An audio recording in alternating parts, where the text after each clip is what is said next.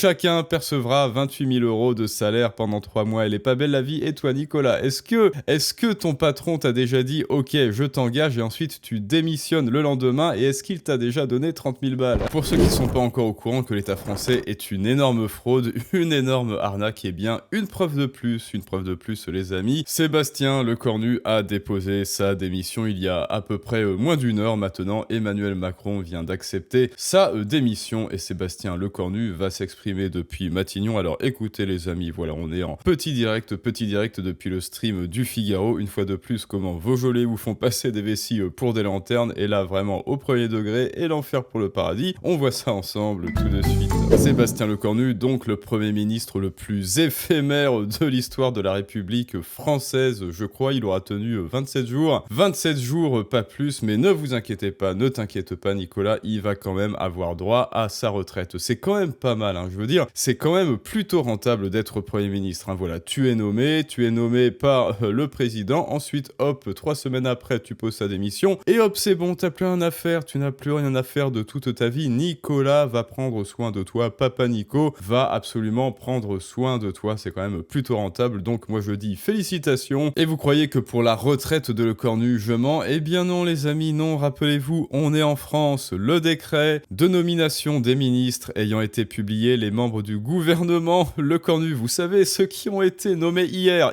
soir, ça fait même pas 24 heures, eh bien ils vont bénéficier de leurs avantages d'anciens ministres. Chacun percevra 28 000 € de salaire pendant 3 mois. Elle est pas belle la vie. Et toi Nicolas, est-ce que ton patron t'a déjà dit « Ok, je t'engage » et ensuite tu démissionnes le lendemain et est-ce qu'il t'a déjà donné 30 000 balles? Pour un coût total, bien sûr, de 500 000 € et ça sans rien faire, sans jamais rien faire, mais c'est surtout Bruno Retailleau qui doit s'en mettre plein les fouilles parce que lui, il a été reconduit 3 fois, donc ça veut dire que par 3 fois, hop, il a touché 28 000, 30 000 balles sans jamais rien faire. S'abordons-nous. Le résultat sera le même et ça nous évitera quelques baffes, effectivement. Bon allez, les amis, félicitations Sébastien Lecornu pour ce coup de move et bien sûr, tant pis pour toi Nicolas, t'avais qu'à pas être en France, après tout, et surtout n'oublie pas de rembourser la dette. Alors, nous avons un certain Bordellus Maximus qui s'exprime dessus. Sans doute le Premier ministre éphémère n'avait-il pas de marge de manœuvre. Et très certainement, c'est Emmanuel Macron lui-même qui a composé ce gouvernement. Donc je ne veux pas accabler Monsieur Lecornu pour accabler Monsieur Lecornu. Mais c'est très certainement Monsieur Macron qui avait composé ce gouvernement. Et on voit bien là que Monsieur Macron se replie sur ses derniers fidèles, qu'il n'a strictement rien compris à la situation dans laquelle nous sommes. Et je viens redire devant vous ce matin, à la lumière des informations que vous m'apportez, qu'il ne peut y avoir de stabilité retrouvée sans un retour aux urnes et sans la dissolution de l'Assemblée nationale. Oui, vous avez vu, juste hier, on a eu la recomposition parfaite, presque parfaite, de tous les ministres qu'il y a eu depuis Macron, en fait, hein, avec la fine équipe, Bruno Le Maire, Laurent Flemambrin, Bruno Retailleau, et j'en passe, à part quelques petites différences, c'était vraiment du foutage de gueule. Alors heureusement, peut-être que Sébastien Lecornu est le plus intelligent d'entre tous, vu qu'il se dit, bon, en fait, tout ça, ça n'a aucun sens, je m'en vais avec ma retraite et puis allez vous faire foutre. Jean-Luc Mélenchon demande la destitution d'Emmanuel Macron. Bon voilà, encore un petit rêve humide de Fureur Méluche, réaction immédiate, tel un petit chinchilla hyper émotif. Donc après la démission, le leader de la France insoumise appelle à l'examen immédiat. Oui, bon, écoute, on va aussi te mettre en examen. Tu sais quoi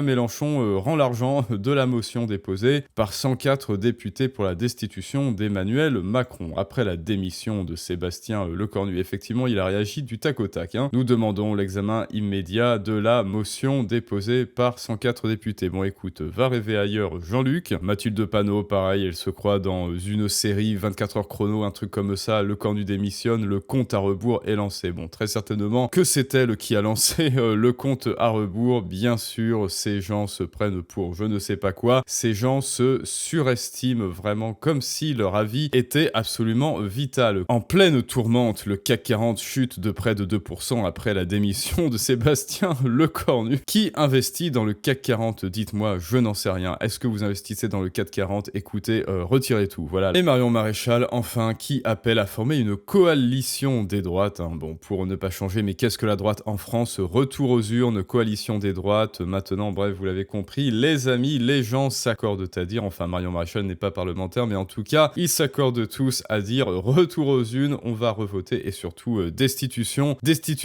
du Poudré qui a doublé la dette, semble-t-il, depuis qu'il est élu. Parce que oui, Sébastien Lecornu, en réalité, ça n'était qu'une diversion, c'était un énième ministre qui n'a rien fait, qui n'aura rien fait, qui n'avait rien fait, qui ne comptait rien faire, un petit peu comme ses prédécesseurs. Et au final, c'est plutôt lui qui a raison. Hop, je profite, je démissionne, et puis, en fait, démerdez-vous. Voilà. En fait, peut-être il a senti vraiment la couille, et il se dit, démerdez-vous. Maintenant, écoutons le mec qui a des cornes réagir. Ce lundi matin, les conditions n'étaient plus remplies pour que je puisse exercer ces fonctions de Premier ministre et permettre au gouvernement d'aller devant l'Assemblée nationale demain. Pour 3 raisons. La première, c'est que précisément ces formations politiques ont fait mine parfois de ne pas voir le changement, la rupture profonde que représentait le fait de ne pas se servir de l'article 49 alinéa 3 de la Constitution. C'est-à-dire qu'au fond, il n'y avait plus de prétexte pour une censure préalable. En tout cas, il n'y avait plus de prétexte pour faire que les parlementaires refusent de faire leur métier de parlementaire, c'est-à-dire de discuter la loi, de l'amender, et le cas échéant, de voter ou non un texte. Et cette rupture, je le dis, elle a été soulignée par un certain nombre d'observateurs, d'acteurs de la vie politique, certains opposants d'ailleurs qui le demandaient historiquement, mais elle n'a pas permis ce choc de se dire on peut faire différemment et on peut construire les choses différemment. Oui, au final, vraiment, peut-être que Sébastien Lecornu était le plus intelligent parce qu'il se dit, si on est intelligent, eh bien, on quitte le poste de Premier ministre et on se rend compte que les parlementaires, ce sont tous des clowns